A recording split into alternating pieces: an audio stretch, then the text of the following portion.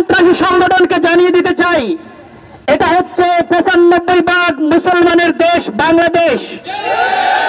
এই দেশে গৌর গোবিন্দ একসময় টিকে থাকতে পারে নাই।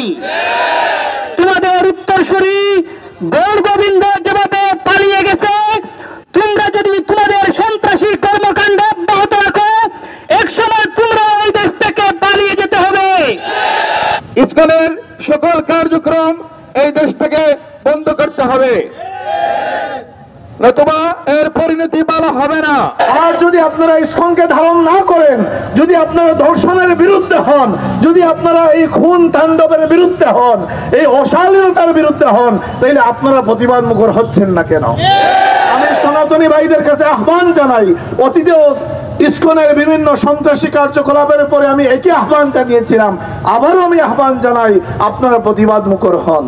এই বাংলাদেশের হিন্দু মুসলমান মিলেমিশে চলছে, বিভিন্ন শিক্ষাঙ্গন, বিভিন্ন ব্যবসা প্রতিষ্ঠান, সমাজের মধ্যে হিন্দু মুসলমান মিলেমিশে চলছে।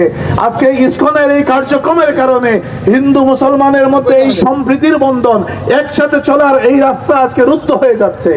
এই সমাজের মধ্যে চরম চরম একটা বিশৃঙ্খলার পরিবেশ সামনে আমরা চিন্তা করছি। এই যখন পরিস্থিতি, আমরা সনাতনীদের কাছে জানতে চাই আপনাদের বার্তা কি, ইসকনকে আপনারা ধারণ করেন কিনা। যদি এটা আপনাদেরও, আমরা দেখেছি সনাতনী প্রাচীন অনেক মন্দির এই ইসকন সন্ত্রাসীরা জোরপূর্বক দখল করেছে, সনাতনীরা প্রতিবাদ করেছে। যদি এটা বাস্তব হয়, যদি এই সন্ত্রাসী কার্যকলাপকে আপনারা ধারণ না করেন, তাহলে আপনাদেরকেও প্রতিবাদ মুখর হতে হবে।